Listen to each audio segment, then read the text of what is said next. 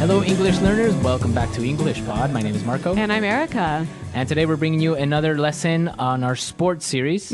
We're talking about baseball today. Baseball, the American national pastime. Is it? Yes, it is. Okay. So we're going to be looking at this interesting sport that is played mainly in the Caribbean. And, well, it's actually very popular in the United States and Japan. That's right. Korea. Yep. So we're not only going to learn a bunch of baseball language, but we're also going to see how baseball has a big influence on English in general. That's right. So we're going to learn a lot of great things today. So why don't we start and listen to our dialogue?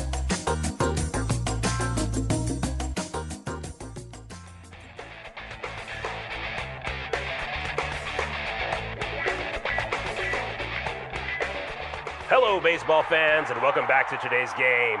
My name is Rick Fields, and of course, I am here once again with the man that seals the deal, Bob Copeland. It's a beautiful day to see two world-class teams face each other and fight for their right to be called champions. Well, the national anthem has just been sung, and the umpire has started the game. It's time to play ball. Roger Vargas is up at bat. Pitcher winds up and strike one. Very nice curveball by the pitcher. The catcher gives him the sign. He winds up, and Vargas gets a line drive. The players are scrambling to get the ball. Vargas gets to first base, and he's still going. The outfielder throws it to second. Vargas slides. He's safe. Great play. We have a runner on third, and up at bat is Brian Okami. There's the pitch. He hits it. It's going. That ball is gone. Home run by Okami! That puts this team ahead by 2 as we are at the bottom of the 5th inning here at Ritchie Stadium.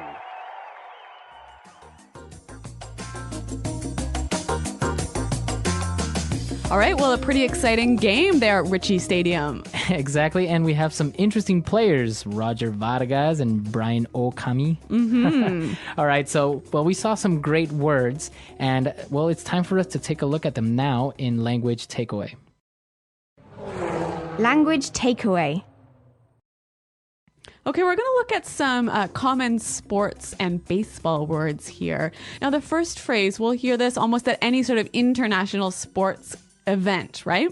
Exactly. And it's the national anthem. National anthem. National anthem. So this is a song, right? Exactly. It's the song that you sing about your country. And many people confuse it, right? Yeah, a lot of people might say national hymn. Okay, hymn. Because in some languages, it might be like a hymn, like literally translating. Yep. But in English, it's called the national anthem. The national anthem. All right. So what about our next word? Well, we were talking about the pitcher. Pitcher. P-I-T-C-H-E-R. The pitcher. Pitcher. Okay, and now this is one of the players on a baseball team, and his job is to throw the ball. To throw the ball really fast. So that the guy can hit it with the bat. Okay, so that's the pitcher. Now, the interesting thing is that the baseball commentator said the pitcher winds up. Winds up. To wind up. To wind up. Okay, well, let me paint you a picture. Okay. So imagine a clock. And you're turning the clock to wind it up, to get it ready to go. To make it work. Exactly. So imagine the pitcher doing the same sort of thing, bringing his arm back behind him, getting ready to throw the ball. Okay, so that is to wind up. Very good. So you can use this word not only in baseball, but for other things that require you to do this action. Right, to turn something and get it ready to have lots of power. Like some toys. Yep. Or maybe like a music box. Okay. Wind up. What about our next phrase? Well, Roger Vargas hit a line drive. Line drive. Line drive. Okay, so what is a line drive? Well, it's a term from baseball, and when you hit a line drive, you hit the ball sort of low on towards the ground, and it travels along the outside of the field. Right, so the ball basically travels along the foul line. That white line. The white line, Yep. Exactly. Very good. So that's a line drive. And so the players on the field were scrambling to get the ball. Scrambling. Scrambling. Now, we know scrambled eggs from one of our lessons. Yes, but the verb to scramble means to move quickly in a disorganized way to do something. Okay, so the players are moving very fast, trying to get the ball, but they're not doing it very well. Right. And you can use this in other ways, right? Not just in baseball. Right. For example, we can say, the people are scrambling to buy their tickets for the concert. Yeah. Or I'm going on vacation tomorrow and I'm scrambling to get everything ready. Exactly. It's a very good term that you can use also in your daily life. Exactly. All right. And what about our last word for today on Language Takeaway? Well, they were in the 5th inning of the game. Okay, so inning. Inning.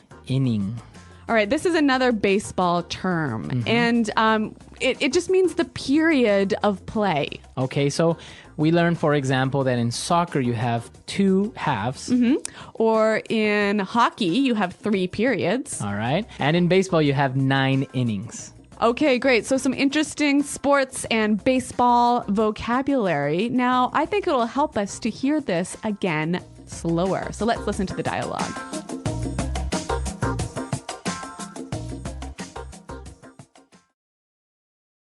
Hello, baseball fans, and welcome back to today's game. My name is Rick Fields, and of course, I am here once again with the man that seals the deal, Bob Copeland. It's a beautiful day to see 2 world-class teams face each other and fight for their right to be called champions. Well, the national anthem has just been sung, and the umpire has started the game. It's time to play ball. Roger Vargas is up at bat. The pitcher winds up, and strike 1. A very nice curveball by the pitcher. The catcher gives him the sign. He winds up, and Vargas gets a line drive. The players are scrambling to get the ball. Vargas gets to first base, and he's still going. The outfielder throws it to second. Vargas slides. He's safe. Great play. We have a runner on third, and up at bat is Brian Okami. There's the pitch. He hits it. It's going. That ball is gone. Home run by Okami. That puts this team ahead by 2 as we are at the bottom of the 5th inning here at Ritchie Stadium.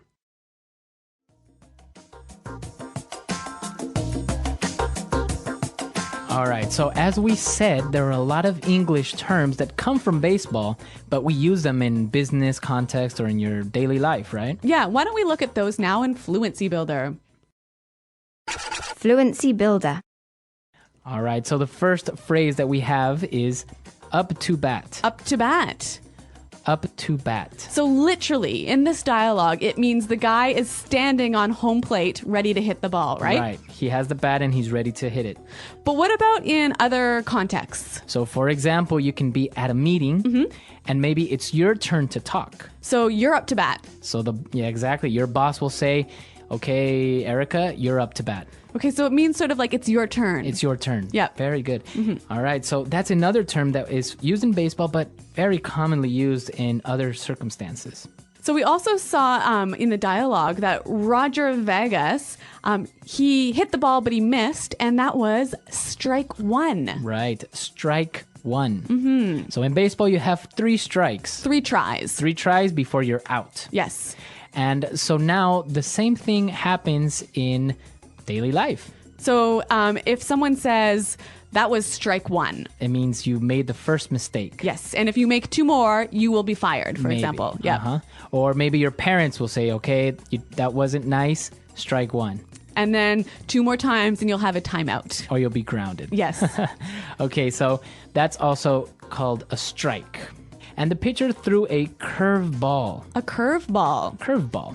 So, okay, pretty clear. A curveball is when you throw the ball and it sort of goes in a curve. It doesn't go straight, right? Right, exactly. But how can this be used outside of baseball? So you can say, oh, my boss threw me a curveball today. So he gave you an unexpected problem. Or something that was difficult to handle.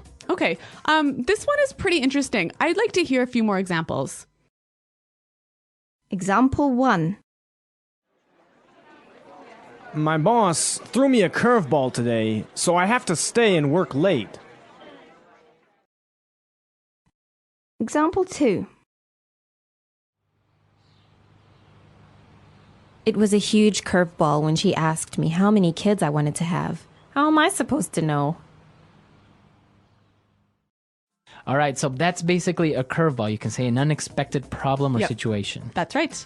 And our last phrase, and well, probably one that's you already know, home run. A home run. A home run. From baseball, we know that that's when you hit the ball really far. And you hit it outside of the playing area or outside the park. Yes. And now if you use it in a business context or in your daily life, It means something similar. Why don't we take a listen to the examples and see if we can figure it out? Example 1. Great job on that sales presentation. You really hit a home run. Example 2. Our sales team hit a home run this month by doubling our revenue. okay, so basically a home run is a success. A victory. A victory. Yeah, something, a big accomplishment. That's right. So we've seen a lot of these great phrases, and as you can see, a lot of them from baseball are used in your daily life, and there are many, many more. Okay, well, why don't we hear them again in the baseball context, and we'll listen to the dialogue one more time.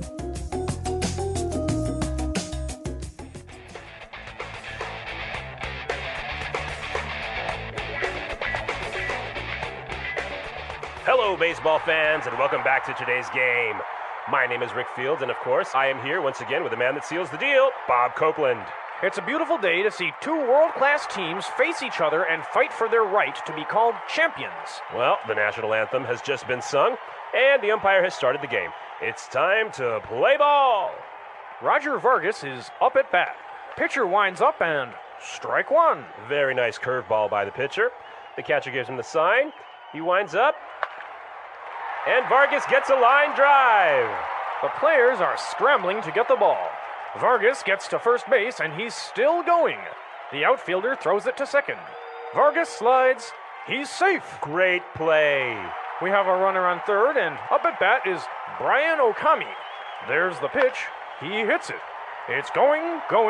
That ball is gone. Home run by Okami. That puts this team ahead by 2 as we are at the bottom of the 5th inning here at Ritchie Stadium. All right, so an interesting dialogue, a very interesting sport. And well, personally, I never played this as a child. Me neither, really. I don't really like it too much, but it is kind of fun to go to a game, and especially in the United States, have those hot dogs and all that stuff. Okay, yeah. Well, a cultural event, a really important piece of American culture. Exactly. So, well, we encourage you to come to our website, EnglishPod.com. Tell us what you think, and also, of course, if you have questions or doubts, be sure to tell us. If you have any other sort of baseball-related phrases, let us know about them on the website. Okay, so we'll see you guys there. Thanks for downloading, and until next time, goodbye. Bye.